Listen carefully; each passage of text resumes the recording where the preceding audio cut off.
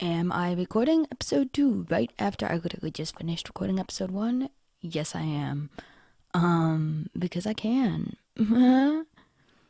So, this is gonna be fun. We're talking about some of my favorite shows here. Actually, okay. I'll admit I'm biased. I do prefer Manor, but Hill House was really good too. So, yeah, today we're talking about The Haunting of Hill House versus The Haunting of Manor. Especially in relation to like the children, but just like also overall. Um, so I want to start with Hill House because that one really left an impression. Um, it really scared the fuck out of me. Like, yeah, it scared me. It did. It like high key fucking scared me. Like I don't know. That's mostly because I have like issues with jump scares. I don't actually really have an issue with like gore or anything. A lot of this stuff, but that one had a lot more jump scares. Blind Manor didn't really have any jump scares. I'd say if that's a big issue for you, Blind Manor is a pretty good show. It's technically horror, but like there's no jump scares. Um, it's such a good show. But we're starting with Hill House because I said I would. So, with Hill House, the house is like evil itself. So the house is like this twisted, evil living being. Like it's not just like something that's there. It is a character. The house is. Um. So it, especially with residents such as Olivia and Nell Crane, it can drag them to their demise, to madness. Just it has a very negative effect on the people who live there, oftentimes.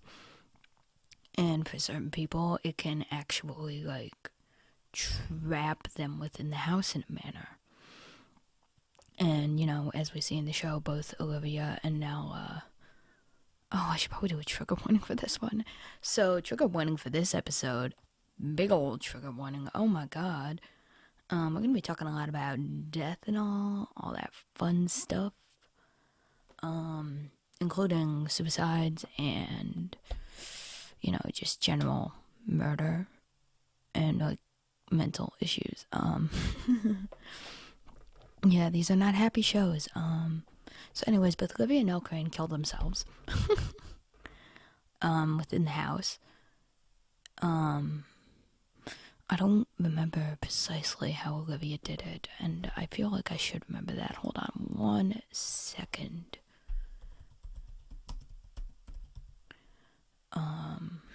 Here it is. I know she killed herself. Yeah, she did. It was while they were leaving the house and she jumped off the balcony. Could not remember that for some reason. But then now, yeah, she got, I mean, the house said she was giving her like hallucinations, which is so fucking wild. So, you know, it was like to her, she was dancing, her family was there. And, you know, her mother was giving her a necklace right up to the moment of her death. And then she realized what was happening as her mother pushed her off of this balcony and caused her to hang herself. So, like, the house is a living being in and of itself, and it is fucking evil. Um, House being living can also be seen like when Luke Crane tried to. Oh my god, we're gonna have to talk about Luke because I love him so much. But like when he tried to burn the house down, it would not let him. It would not allow itself to be burnt down, and it punished him for trying. The ghosts in the house, like the house itself, are evil, especially the ones who were victims of the house. So like ghosts like Abigail and like Mr. and Mrs. Dudley, they weren't really evil, because they didn't die because they'd fallen into the house's madness. They just happened to die there. That just happened to be where they passed. But, like, the ghosts, especially those ones who were, like, victims of the house dragging them into its madness, yeah, they, were usually pretty fucking evil, too. Because they'd already been essentially dragged into this madness by the house. And so then they were used by the house as tools to continue dragging people there. This house causes it's between the house and the ghosts, and it's all just being so twisted and fucked up. Yeah, the house really, I think, just causes fear in its residents. And just this feeling of constant unease, you know, like this feeling of just discomfort, like it's not right. It just feels bad, you know what I mean? So at the show, there's the big focus, obviously, on the healing and the trauma of the Crane children, because when they were in the house, they were obviously very young. I believe Luke and Nell were, I don't remember how old they were. I truly have a horrible memory, despite knowing, like, a good amount of this show. But Luke and Nell were very young. They were all very young, but Luke and Nell were, it's gotta be in here. Okay. Oh, shut up. So, 1992 they left. She was born in 86. So she was only like 6. Luke and Nell were only 6 years old. Time in the house. Theo, who is like their older sister, I believe, would have been more like 10. Yeah, so she would have been 10. Shirley would have been 12. And Stephen was the oldest, so he was 13. He's only like a year older than Shirley. So they were all very young when they were in the house. Obviously, a very formative time in their life. And I think the ages they were at kind of shows in how they responded to it. Like, Luke and Shirley, no, not Luke, fuck. Stephen and Shirley were already, 12 and 13. They were, like, almost real teenagers. Like, they thought they fucking knew what was what. And the thing with the kind of trauma that happened there is that they sort of got stuck in the phase of childhood they were at when they were in the house. So, Stephen being the oldest and Shirley being like right behind him, they both sort of had this way, both when they were younger and then you can see when they're adults, where they're right. Obviously, there was nothing haunting the house. There was no, like, they never believed that the house was haunted. And they obviously approached this in vastly different ways. Stephen wrote his fucking book while Shirley essentially, like, took on the role of making sure that their family wasn't always falling apart.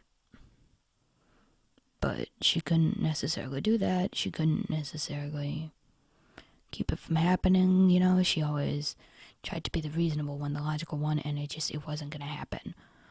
And you can see that part of them, that childhood self, shines through sometimes, especially when they're with their family or when they're feeling these negative emotions, because they never quite healed from that trauma. They never addressed that trauma properly. It was just something that kind of got left alone. So then Theo was the middle child, and yeah, she, like, middle children tend to do, got caught in the middle. And she just, you could see as she got to adulthood, as she got to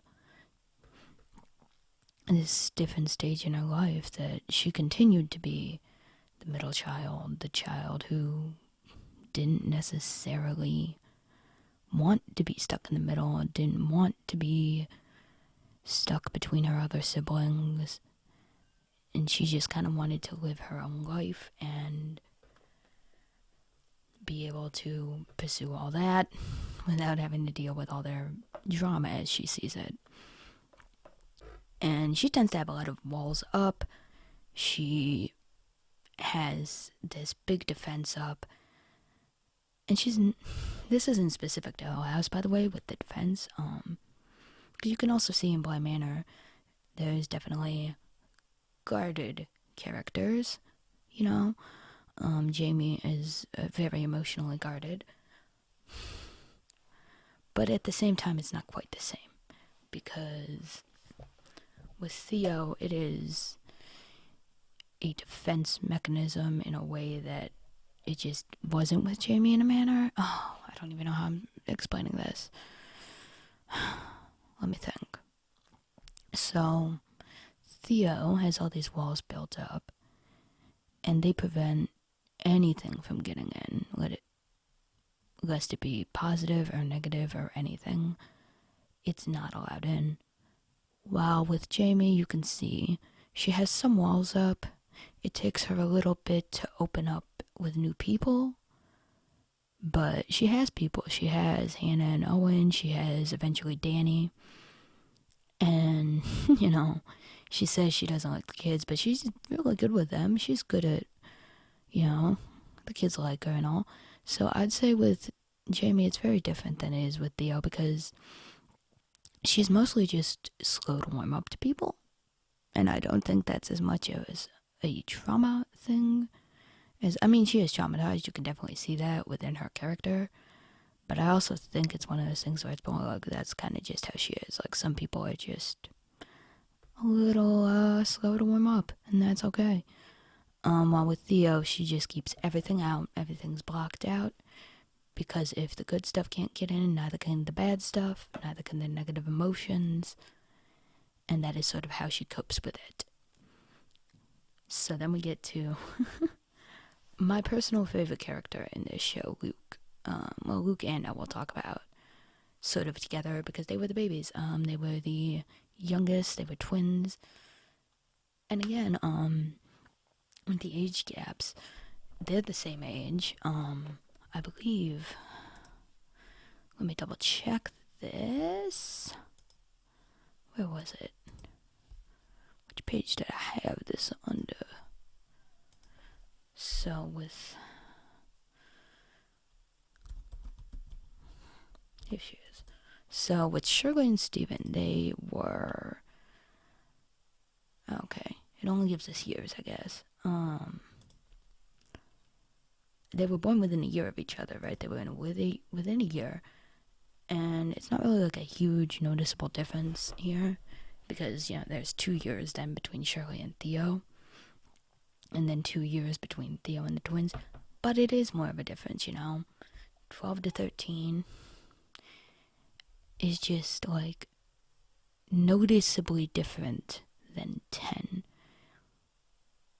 But, or no, she was 4 years older than them. Yeah. She was 4 years older than twins, right? She was, oh my god. I just did this. Twins born 1986.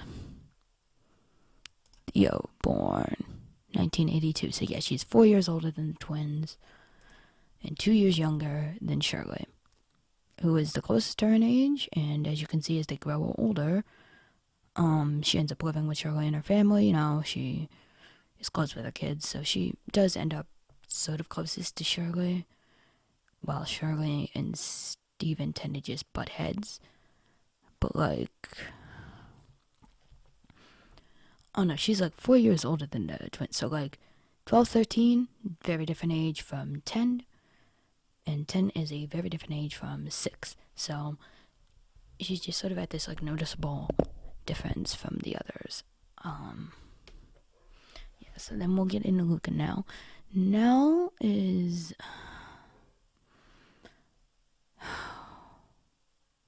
No. Oh, it was so fucking depressing. Okay. Both these shows just make me fucking sad. I love them, but yeah, they'll make me cry. Now, and again, there is, you know, I believe the original intention was that all the Crane siblings represented the 5 stages of grief. And that was intended to represent acceptance. And she did in her acceptance after she died. After she died, she had to accept what it was. She accepted everything. She accepted her siblings for who they were, and it's just really fucking sad. Because at no point was anybody able to accept themselves or their siblings except for her. I mean, that was the first time any of them were able to. It was her after she was already dead. So, yeah, it was fucking depressing. But, and like, I don't know, I think the ages also play into that. So, with the 5 stages of grief, obviously, Stephen is denial. Stephen is, oh my god. I mean, he is just in denial of everything. Nope. He chooses not to believe anybody, or anything about it. And then Shirley shows the anger. And I think denial to anger is a very short leap and has a lot of overlap. They're not really,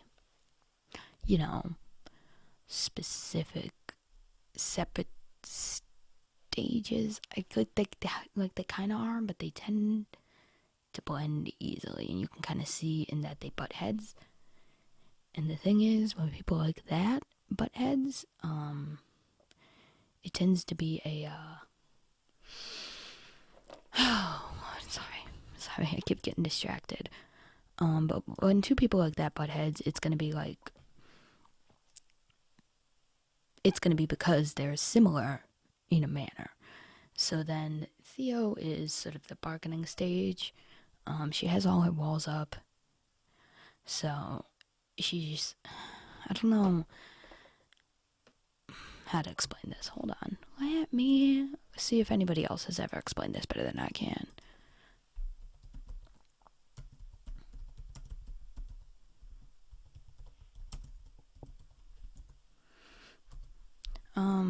Because I'm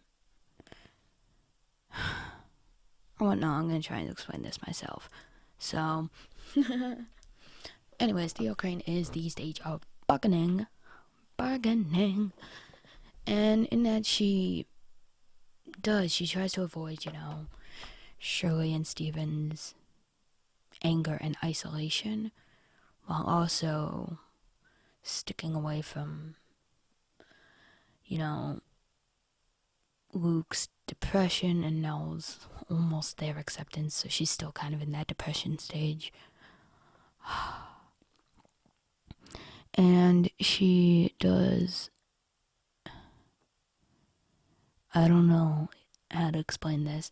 She's in the middle, right? Both age-wise, in how she handles things, and it's almost like she's trying to, keep that middle as, her stage of being separate from it all, as if, okay, well, if I do this, then they'll leave me alone, or this will get better, in a way. And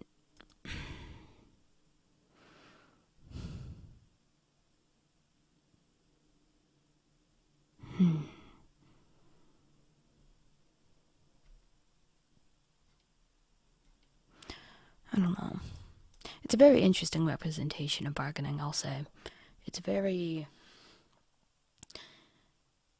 not what you would typically assume is bargaining, you when you think bargaining is in terms of grief, you'd think,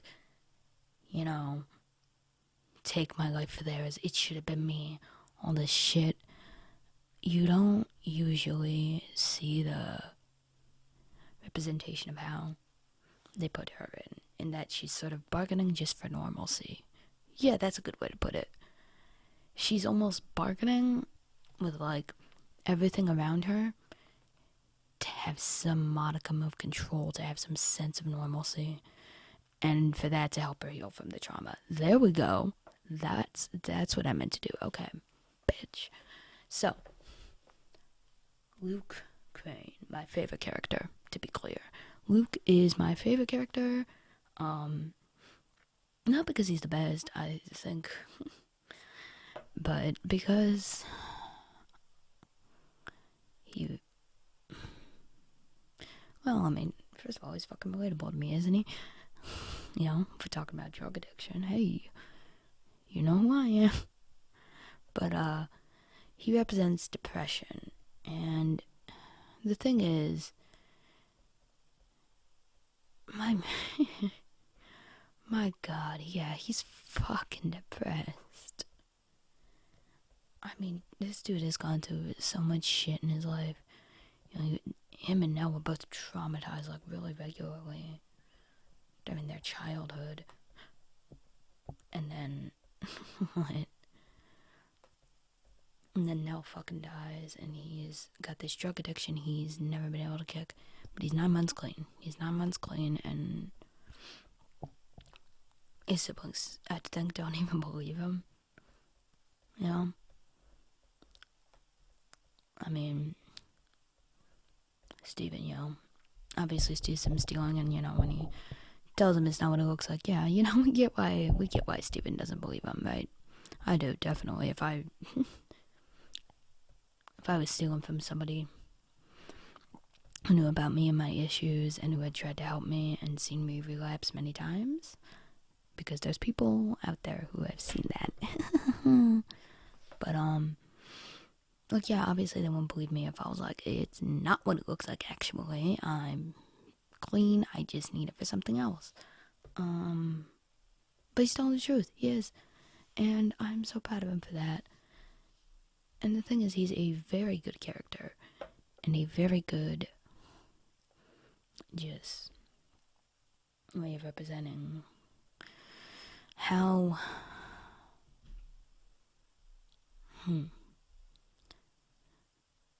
one cannot place all the blame for mental illness, for their actions rather, on the mental illness that caused them, on the addiction perhaps that caused them.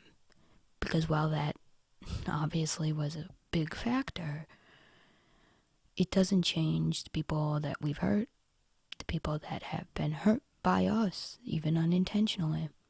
I think he eventually learns that very well in the show, and I very much appreciated that. So, okay. Anyway, what else? What else, baby? I'm sorry, I don't mean to be not serious right now. Alright, so, that's, and then there's Nell. Okay, got a little there, but Nell Crane. Nell, she is so good. First of all, I love Victoria Pedretti in both these shows. Is that how you say your name? I don't know. I don't care. Whatever. But, oh my gosh, Nell Crane was so close to acceptance throughout all her life. Like, she was still kind of in that depression stage. Like, it was at the tail end, she was getting out of it, and she was so close to acceptance. Except she was right there, right on that cusp, her whole life. Like, her whole life, it was that cusp. And then she dies, and then her siblings are there, and she saves them. And then we get to see her accept everything, and that is just the most depressing thing fucking ever. Because it took all her life, all her living, all her shit, the whole of her life not being believed, not being able to fully heal, being so close but not quite there. It took her dying to be able to fully accept it. And then, there is the one little connection, and the rest is just confetti. And I just, oh, God, okay. I'm gonna cry if I keep going down this one. I already talked about, the walls up and the way they respond to the trauma. Theo's is probably the least directly hurtful to her siblings, even though it can still be hurtful. She's still not perfect, however much I like to think she is. And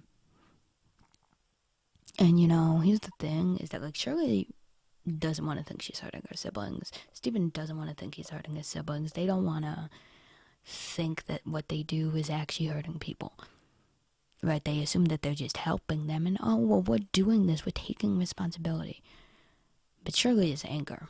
She is lashing out. She is, the minute one of her siblings doesn't match what she wants them to match, she's pissed. She's gonna yell. She is angry throughout pretty much the entire show. And I don't even mean that as a negative thing either. Like, go, girl, be angry, shit. But she is. And Steven, he really was just like, I'm gonna fully isolate myself and just, like, I don't want to know my siblings anymore. And that should work out fine, yeah. Yeah, that'll be good. No. What the fuck? What?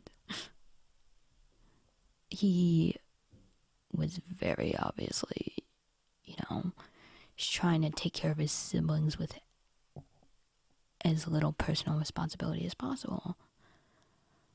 He'd, pay for Luke's rehab and then just leave him there. Him and Shirley never checked up on him or anything. They never really seemed to give a shit, if I'm honest. They'd maybe check up to see if he was still there or something, or, like, they'd call him because he wasn't. But, like, I think that's the most they ever really checked on him. Like, they didn't even know. Did I say he hit 9 months clean? He hit 90 days clean. I just realized I said that earlier. Whatever, he hit 90 days clean. Still a huge milestone. Especially for an addict. So, where the fuck was I? Yeah, he doesn't want to take, like, any personal sense of responsibility with his siblings. He doesn't want to be personally involved with them. When he writes his book, he writes about things that he believes he'd never actually experienced, and he still puts down their experiences as if he knows them perfectly, and it's a very impersonal thing to do, and it's because he fucking views it like it's fiction, because he's in denial.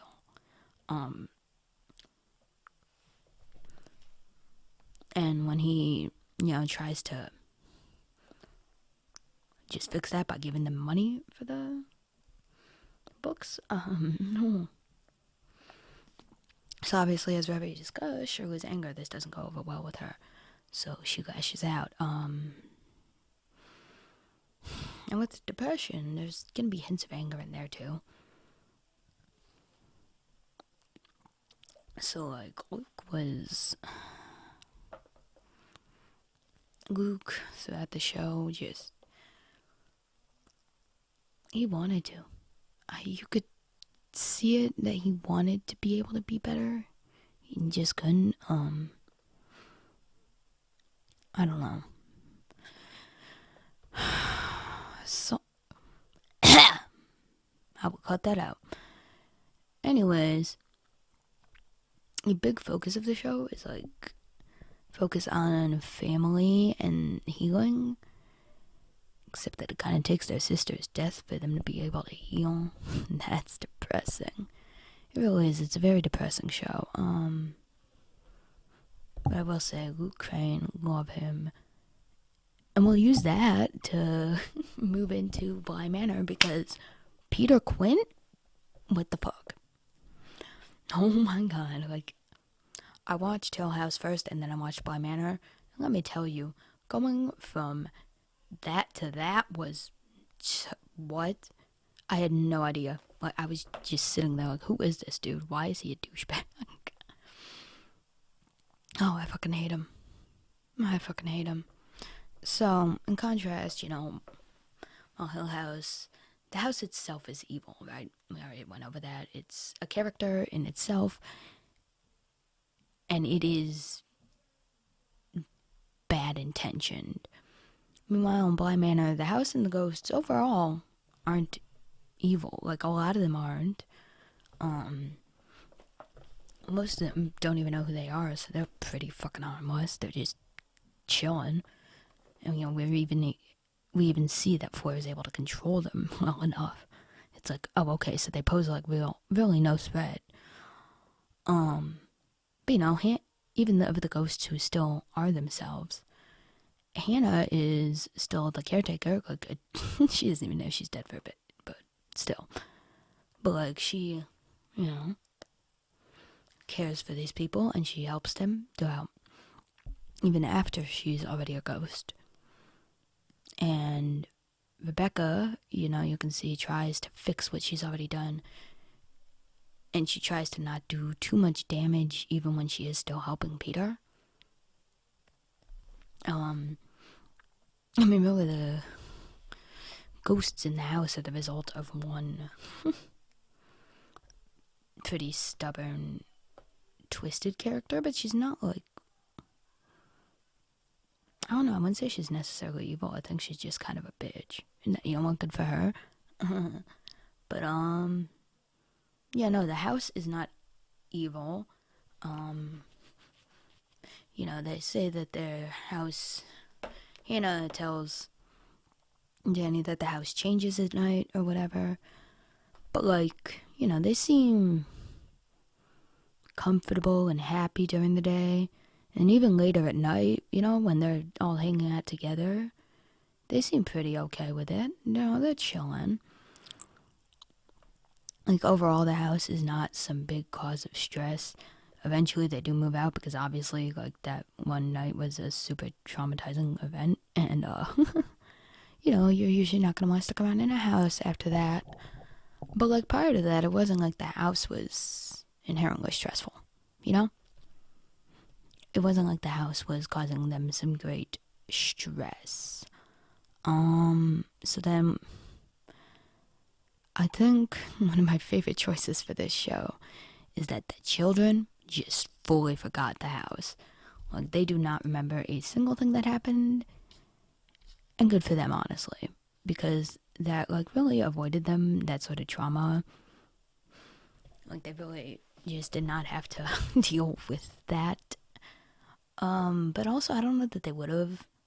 Like, had they remembered it into the future, like, not to say that they wouldn't have had trauma and had to work through things, but I don't know that it would have affected them in the same way it did the Crane children. Because the Crane children were told nothing.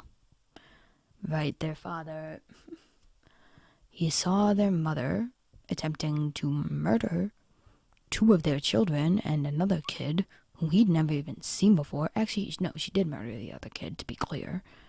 But, like, he never told them that. He never told them anything that happened. He just told them, that's not your mother, drove them away from the house, and then, I guess, lost them to fucking, I don't know. It's kind of unclear, honestly, what happens, because obviously, that'd be such a fucking weird legal battle. So, I don't know. They definitely wouldn't have had the same response to it, like Miles and Flora, if they remembered it. Because, like, while there was trauma, they still had the adults in their lives who had been there with them. also remembered it, and given those adults likely would have been there to talk to them about it if they needed that. So it's not like they would have been going through it like they had. I don't know.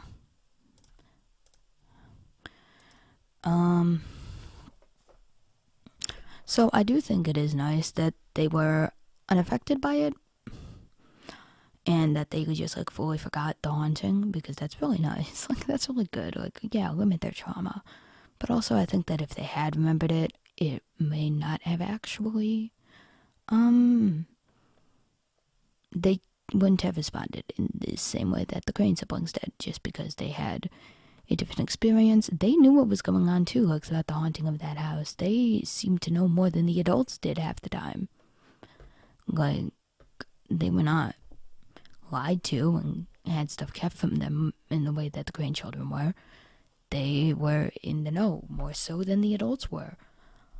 Also, this one is, thank God, much more focused on their adult characters, because, listen, I don't like seeing kids traumatized. That was a fuckery. I don't like seeing adults traumatized much either, but, you know, what you gonna do about it?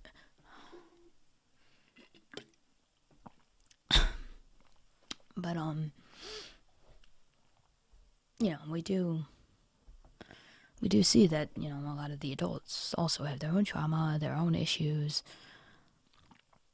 My God, Danny. I mean, Danny is, holy fuck.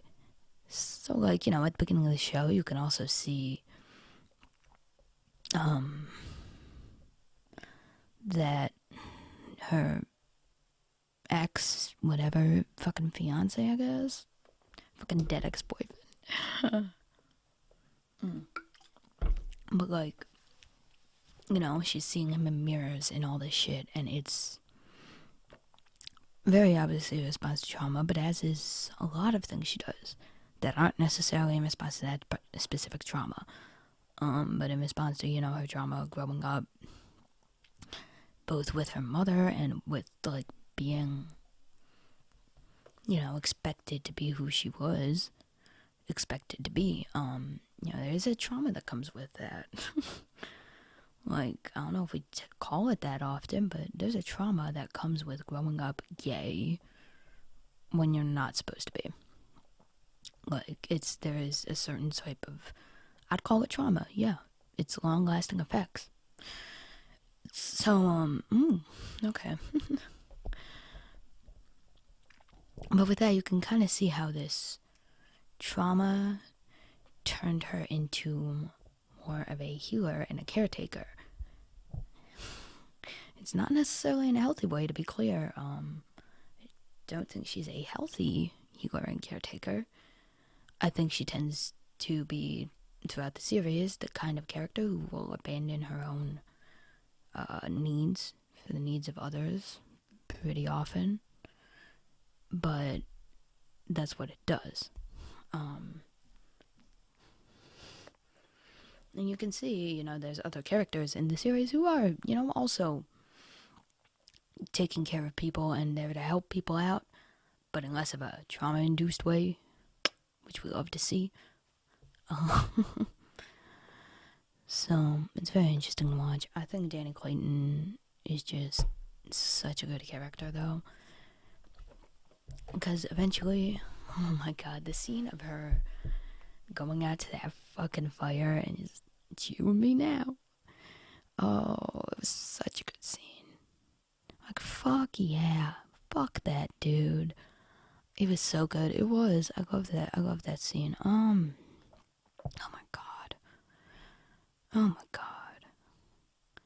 And then, you know, you can see a different sort of response in Jamie. And like I said, I think her isolation may be like slightly trauma-induced or whatever.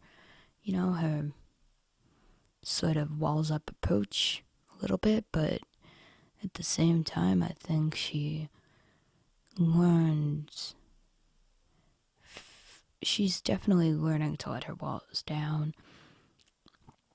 to let some people in, and that it's not always gonna have to be like that. So I think she's a character who was very much not going to stay like that forever.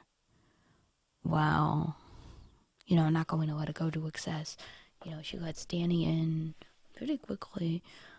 She's friends with Owen and Hannah. She's letting people in throughout the show. It's not like she's just all walls up. Absolutely nobody's getting in. Owen doesn't necessarily seem to have like a big trauma. I guess you could call it trauma. I'd call it trauma, but that's me. Because I don't know. I wouldn't call it trauma because it's not like it's a. Owen has to, come home and take care of his mother because she has, I believe it's Alzheimer's. I think it's Alzheimer's. And, eventually she passes away from that. And you can kind of see his response to it. Because he loved his mother very much. He's very, very saddened by her death. And I think he's also, a little grateful for that release of responsibility, for that one less thing that he has to be the one to take care of. And I don't know, he's a very sweet character. I also think his jokes are hilarious. Throughout the show, they're all like, oh, that's fucking awful, Owen. And I'm just like, I think it's funny. I think it's funny as shit. I'm trying not to yell because there are people downstairs. So I think he and Hannah probably show the least amount of like responses to pre-show trauma. Like Jamie and Danny, we find out very quickly have trauma from growing up from their parents, from all this stuff, and obviously, that's a big issue. Like it's, they work through, they're working through it, they're dealing with it, and they're in it together. They let each other in, they let each other help, and it's a pretty healthy relationship because they lean on each other and help each other heal without becoming too codependent from what we see. To clarify, this is from what we can see as the audience. I don't actually know the fucking full inner workings of the relationship because they're fictional. But with Owen and Hannah, there's not like a ton of pre-show trauma. Owen obviously has his mother and he's taking care of her, but like, I think the biggest issue with him is obviously, losing his mother in the show, and we see how that affects him and how he feels about it. And then later finding out that Hannah's dead definitely hurt. It definitely was a big thing. So I think while Danny and Jamie had like this pre-show trauma that they were still working through, with Owen and Hannah, it was more of we saw this happen in the show, and we're gonna see how they deal with it. With Hannah finding out that she's dead, finding out she's a fucking ghost, what the hell? And then with Owen, also finding out Hannah's dead and finding out his mother's dead. There's just a lot of death. And then, oh my god, Miles and Flora.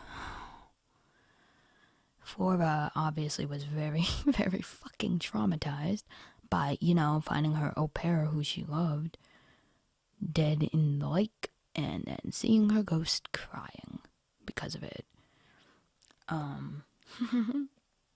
Like, yeah, that'd be fucking traumatic. God, poor Miles. I mean, I'm really glad. I am glad that they don't remember for certain reasons, especially for the fact that, Peter Quinn used Miles's body to kill Hannah. And that was definitely fucking traumatic for him.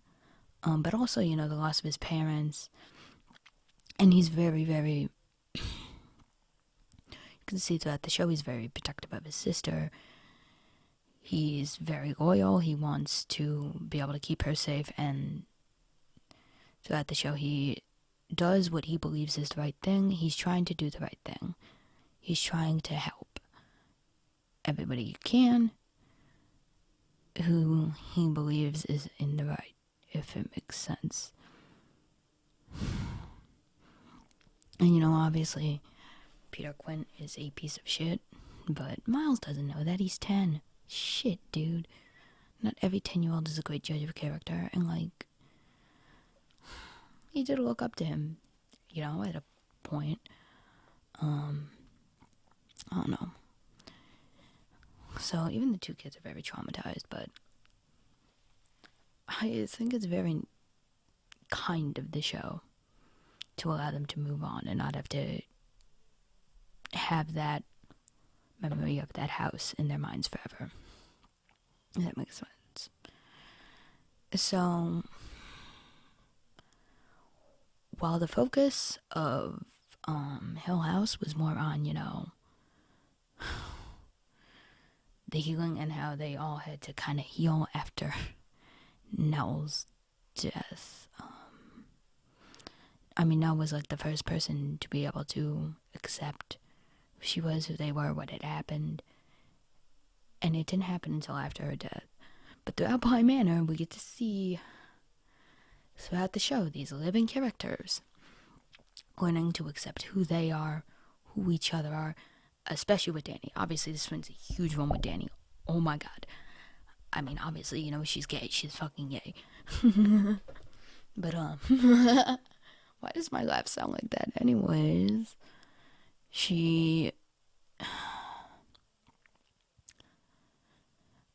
I mean, you know, obviously she doesn't have to die and nothing really has to happen. She just has to face head on, you know, the ghost of her past, or, you know, her ex-fiance. And she had, by this point, really known that she was gay and sort of been like, okay, I am, but she was still blaming herself for coming out to him for his death. And so she had to, you know, sit down and look at him and be like, no, it's not my fault, and move on. And then she got a whole life with Jamie. She and Jamie had a whole life together. They had their own shop. They had, you know, their own place. They were super cute. I'm obsessed with them. All the good stuff, you know.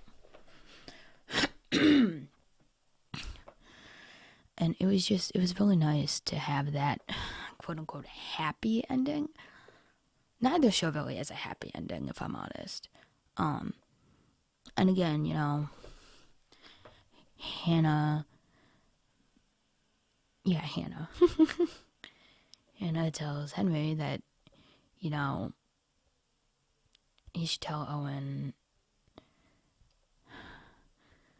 I believe it's, oh, well, he knows. And the rest is just, and then it cuts off before she can say confetti. You know, the quote from the Hill House. And I think it was really nice. I think it was really, I mean, it made me so sad, really. No, that show made me get a lot sadder, unfortunately. Both of these shows are depressing. But, you know, it happens. Lols.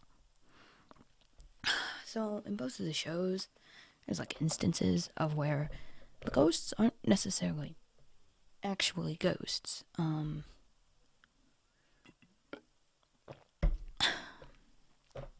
Such as, you know, Luke seeing the bowler hat man following him down the street when he's, you know, at Hill House. It's not necessarily the ghost, it's the ghost of that experience and that trauma in his life. And it's a similar situation with Danny and Edmund. From what I can tell, this one's sort of left like up to what you call it.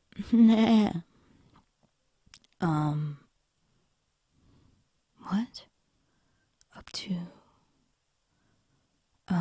Up to interpretation, that's the word. But this one's sort of left up to interpretation. But, like, I don't think he was a real ghost. I think he was just the ghost of who Danny had been and that past part of her life and the fact that she was still feeling guilty over his death. So I think that was a very interesting message that was sort of in both of these shows. And then obviously there's an overlap of the actors. As you can see, Victoria Pedretti played both Nell Crane in Hill House and Danny Clayton in Bly Manor. Whoever this... I actually only know her name, don't I? That's fun. You know, the actress for Theo played Viola Lloyd. I believe the one actress who played her sister, fucking what's her name? And what was her name? Whatever.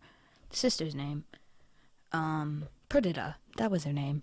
I believe she also played like one of the ghosts in Hill House. And then obviously, you know, Luke Crane and Peter Quint, same actor, and that hurt. That one hurt, not gonna lie. Let me think. The Henry Wingrave was the same actor as Hugh Crane, like the younger Hugh Crane, and then I believe the actress who played Olivia Crane actually played the narrator, the older version of Jamie.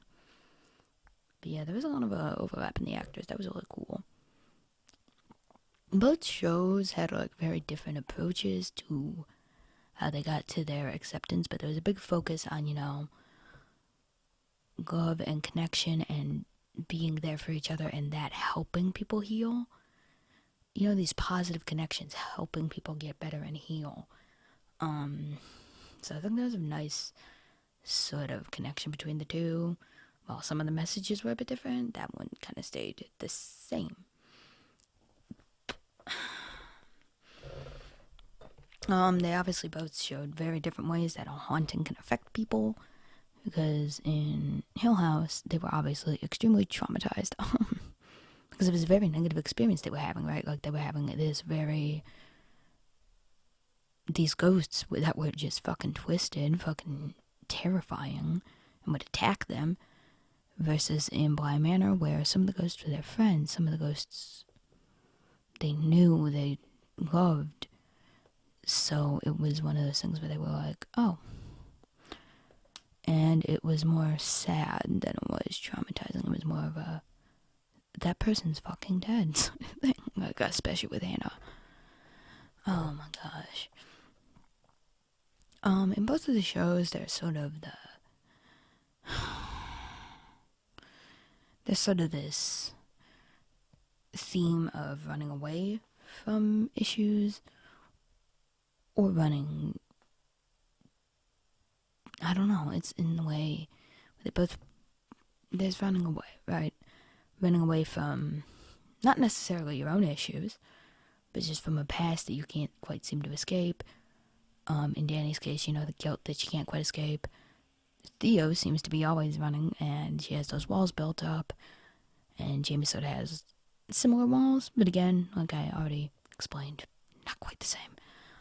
I just keep reiterating stuff because I do that. Sorry. And most importantly, in both shows, there is so many lesbians. I mean, so many.